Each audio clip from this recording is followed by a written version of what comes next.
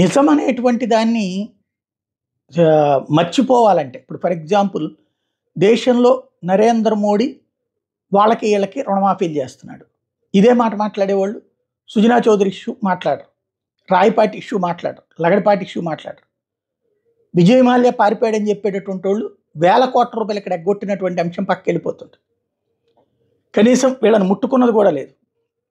But అది ఇక్కడ వీళ్ళ దృష్టిలో వీళ్ళ విషయంలో వేరు, వాళ్ళ విషయంలో వేరు అన్నటువంటి ఉంటుంది.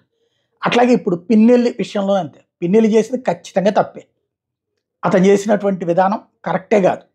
అయితే విచిత్రమైనటువంటి విషయం ఏంటంటే పిన్నెల్లి రామకృష్ణారెడ్డి, గోపిరెడ్డి శ్రీనివాసరెడ్డి వీళ్ళిద్దరం వైఎస్ఆర్ కాంగ్రెస్ పార్టీ వాళ్ళు. జేసీ ప్రభాకర్ రెడ్డి, జేసీ అస్మిత్ రెడ్డి, చింతమనేని ప్రభాకర్ వీళ్ళకు కూడా అరెస్ట్ చేయొద్దని కోర్టు ఆదేశించింది. మరి ఇప్పుడు ఇదేం న్యాయస్థానాలు, ఇదేం వ్యవస్థ, దాడులు చేసిన వాళ్ళని చేయొద్దంటే ఇక్కడ వీళ్ళు కూడా అదే కదా.